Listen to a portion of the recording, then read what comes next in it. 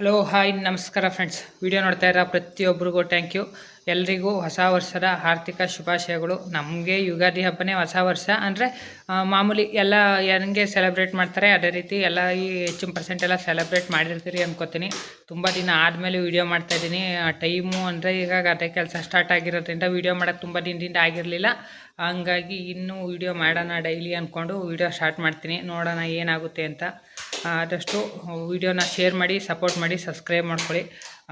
ನಮ್ಮ ಹಸ್ಗಳ ಬಗ್ಗೆ ತುಂಬ ಜನ ಕೇಳ್ತಾಯಿದ್ರಿ, ಬ್ರದರ್ ಯಾಕೆ ಹಸ್ಕೊಳ್ಳೋ ವೀಡಿಯೋನೇ ಮಾಡ್ತಾ ಇಲ್ವಲ್ಲ, ಹಸ್ಕೊಳ್ಳೋ ಏನೋ ಲಾಸ್ ಆಯಿತಾ, ಯಾಕೆ ಮಾಡ್ತಾ ಇಲ್ವೋ, ಹಸ್ಕೊಳ್ಳೋ ಬಿಟ್ಬಿಟ್ರೆ ಏನು ಅಂತ ಕೇಳ್ತಾಯಿದ್ರಿ. ಅದಕ್ಕೆ ವೀಡಿಯೋ ಮಾಡೋಣ ಅಂತ ಮಾಡ್ತಾಯಿದ್ದೀನಿ. ಪೂರ್ತಿಯಾಗಿ ವೀಡಿಯೋಸ್ ನೋಡಿ, ಸಪೋರ್ಟ್ ಮಾಡಿ, ಸಬ್ಸ್ಕ್ರೈಬ್ ಮಾಡಿ. Thank you. ಹಸ್ಕೊಳ್ಳೋ ಯಾವುದೇ ಕಾರಣಕ್ಕೂ ಮಾರ ಅಂತ ಪರಿಸ್ಥಿತಿ ನನಗೆ ಬಂದೂ ಇಲ್ಲ, ಬರೋದು ಇಲ್ಲ ಅನ್ಕೋತೀನಿ. ಬರೋದು ಬೇಡ, ದೇವ್ರ ದಯಿಂದ. ಇಷ್ಟು ಗಂಟ ಹೆಂಗೆ ನಡ್ಕೊಂಡು ಹೋಗೈತೆ ಹಂಗೆ ನಡ್ಕೊಂಡು ಹೋಗ್ಬಿಟ್ರೆ ಆಯ್ತದೆ. ಕೆಲವರು ವೀಡಿಯೋಸ್ ಮಾಡ್ತಾ ಇರ್ತೀರಿ, ಬ್ರದರ್ ನಮ್ಮ ಹಸ್ಗಳಿಂದನೇ ನಮ್ದು ಹಾಳಾಗೋಯ್ತು, ನಾವು ಹಸ್ಗಳು ನಂಬಿ ಹಾಳಾದೋ ಹಂಗೆ ಹಿಂಗೆ ಅಂತ ಸುಮಾರು ಜನ. ಈಗ ವೀಡಿಯೋಸ್ ಒಬ್ಬರು ಮೇಡಮ್ ಕೂಡ ಅದೇ ರೀತಿ ವೀಡಿಯೋ ಮಾಡ್ತಾರೆ. ನಾವು ಹಸ್ಗಳು ಸಾಕ್ತೋ 3 ಹಸ್ಗಳು ತಂದೋ ನಮ್ಗೆ ಲಾಸ್ ಆಗಿ ಹೋಗ್ಬಿಡ್ತು, ಆ ಹಸ್ಗಳು ತಂದಿರೋದ್ರಿಂದನೇ ನಮಗೆ ಇದು ಪ್ರಾಬ್ಲಮ್ ಆಯಿತು, ಹಸು ಕೊಟ್ಟವರು ಸರಿಯಾಗಿ ಕೊಡಲಿಲ್ಲ, ಹಾಳಾಗಿರೋ ಅಂಥ ಹಸ್ಗಳು ಕೊಟ್ಟು ನಮಗೆ ಹಾಳಾಯಿತು ಅಂತ. ಹಸ್ಗಳು ಕೊಟ್ಟಾಗ ಹಾಳು ಮಾಡಿರ್ತಾರೋ ಇಲ್ವೋ ಅದು ನಮಗೆ ಗೊತ್ತಿರೋದಿಲ್ಲ. ತರ್ಬೇಕಾದ್ರೆ ಒಳ್ಳೆಯ ಹಸ್ಗಳು ಆಯ್ಕೆ ಮಾಡ್ಕೊತಾರೋದು ನಮ್ಮ ಜವಾಬ್ದಾರಿಯಾಗಿರ್ತದೆ.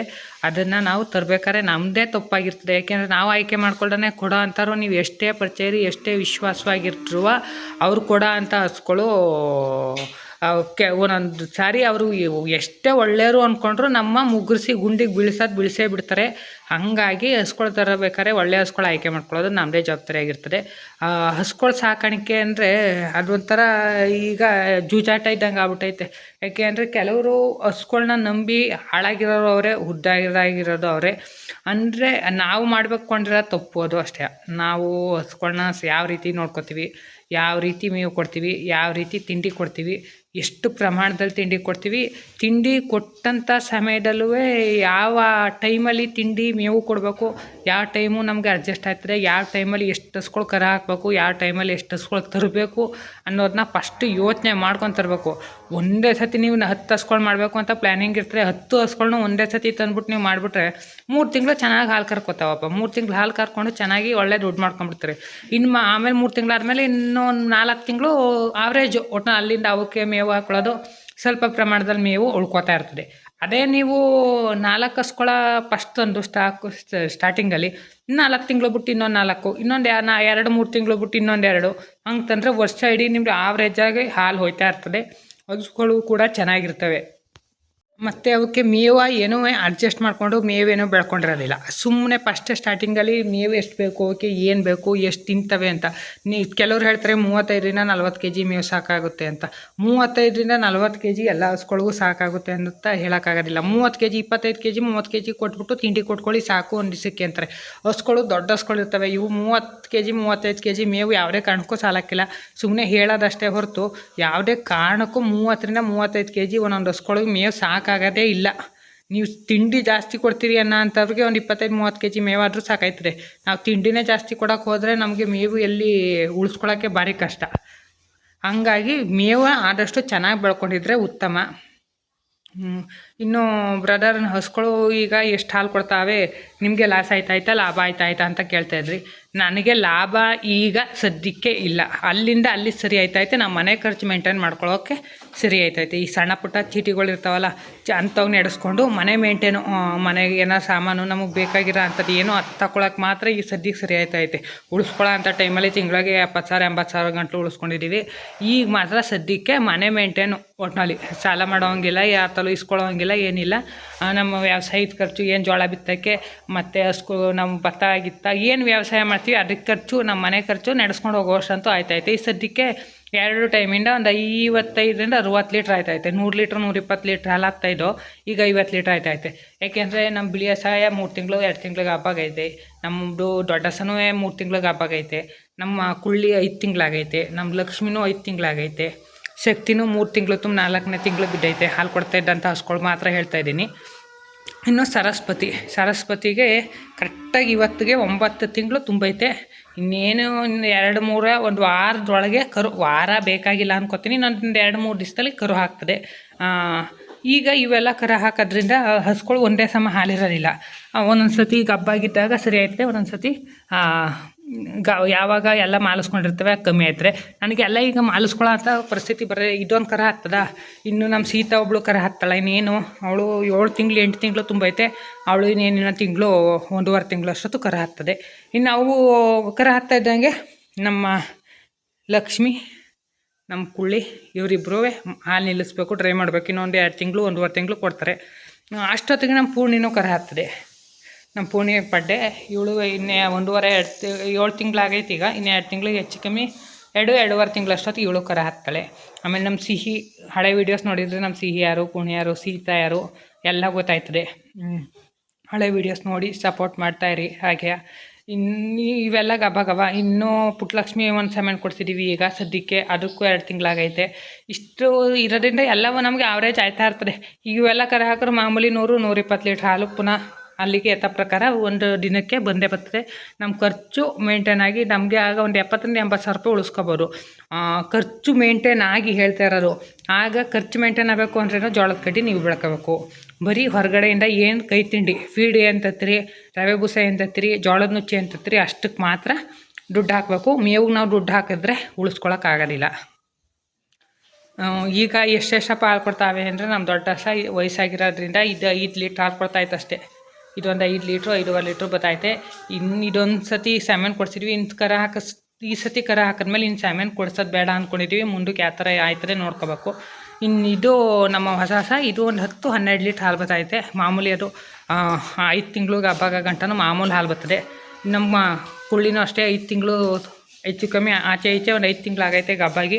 ಇದು ಬಂದು 7 ಲೀಟ್ರ್ ಕೊಡ್ತೈತೆ. ನಮ್ಮ ಲಕ್ಷ್ಮಿನೂ ಒಂದು 5 ಲೀಟ್ರ್ ಬತ್ತೈತೆ ಈಗ. ಇನ್ನು ನಮ್ಮ ಶಕ್ತಿ ಒಂದು 8-9 ಲೀಟ್ರ್ ಬತ್ತೈತೆ. ಇದು ಪಡ್ಡೆ ಇದೇ ಫಸ್ಟ್ ಪಡ್ಡೆ. ಕರ ಹಾಕಿದಾಗ 9 ಲೀಟ್ರ್ ಬತ್ತಾಯಿತು. ಕರ ಹಾಕಿ ಹೆಚ್ಚು ಕಮ್ಮಿ 10-11 ತಿಂಗಳಾಗೋಕ್ಕೆ ಆಯಿತು. ಈಗೆಲ್ಲ ಸೆಮೆನ್ ಕೊಡಿಸಿ 2.5 ತಿಂಗಳಾಗೈತೆ ಅಷ್ಟೇ.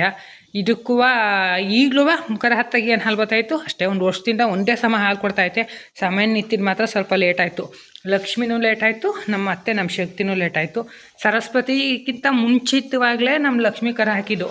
ಅದೇನಾಯಿತು, ಸೆಮೆನ್ ಇಲ್ಲದು ಲೇಟ್ ಆಗ್ಬಿಡ್ತು. 3-4 ಸತಿ ಸೆಮೆನ್ ಕೊಡಿಸಿ ಅದು ಎಷ್ಟು 2 ತಿಂಗಳು 3 ತಿಂಗಳಾದ್ಮೇಲೆ ಅಳದು ಗೊತ್ತಾಯಿತು. ಹಾಗಾಗಿ ಅದೊಂದು ಸೆಮೆನ್ ಇಲ್ಲ ಲೇಟಾಗಿ ಹಿಂದಾಯಿತು. ಇಲ್ಲಾಂದರೆ ಇಷ್ಟೊತ್ತಿಗೆ ಅದು ಕರು ಹಾಕಿ 2 ತಿಂಗಳು 1.5 ತಿಂಗಳು ಆಗಬೇಕಾಯ್ತು. ಈಗ ಒಂದು 5 ತಿಂಗಳಾಗೈತೆ. ಇನ್ನು ಸರಸ್ವತಿ ಮೇಲೆ ಅದೇ ಹೇಳಿದ್ನಲ್ಲ, ಇನ್ನೊಂದು 2-3 ದಿವಸದಲ್ಲಿ ಕರು ಹಾಕುತ್ತೆ. 2-3 ದಿವಸ ಒಂದು ವಾರದೊಳಗೆ ಕರು ಹಾಕ್ತದೆ.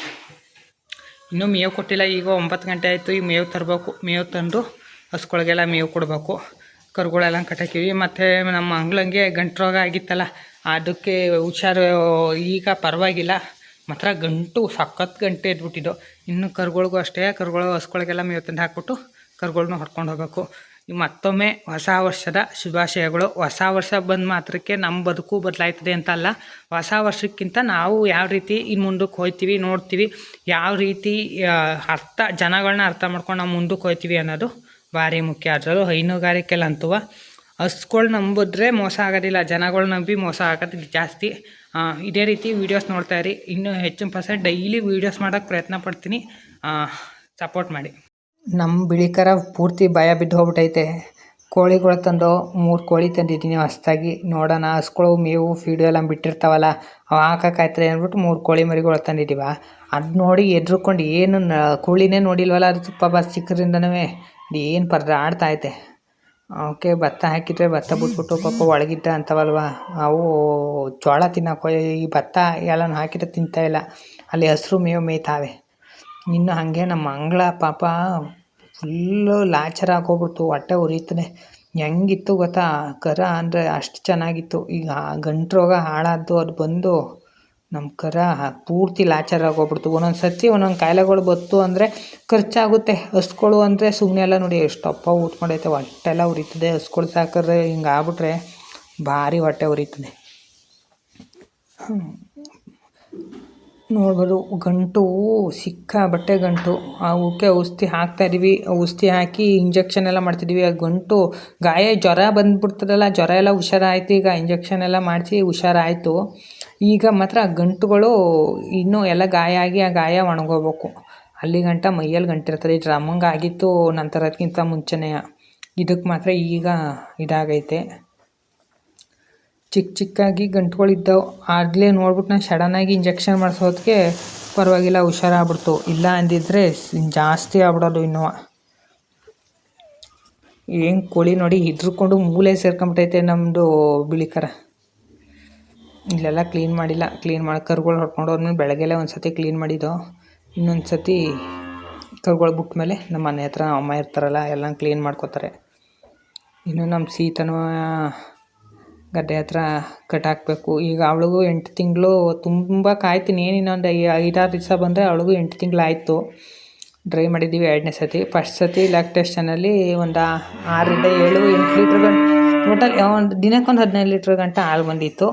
ಈ ಸತಿ ನೋಡಬೇಕು ಎಷ್ಟು ಬರ್ತದೆ ಅಂತ. ಅಷ್ಟೇ ಆವ್ರೇಜು ಜರ್ಸಿಗಳು ಅಷ್ಟೇ ಬರೋದು, ಅತಿಯಾಗಿ ಏನು ಹಾಲು ಕೊಡೋದಿಲ್ಲ. ಅದೇ 10-15 ಲೀಟ್ರ್ ಗಂಟ ಕೊಡ್ತವೆ. ಫುಲ್ ಗಬ್ಬಾಗೈತೆ, ನೋಡಬೇಕು.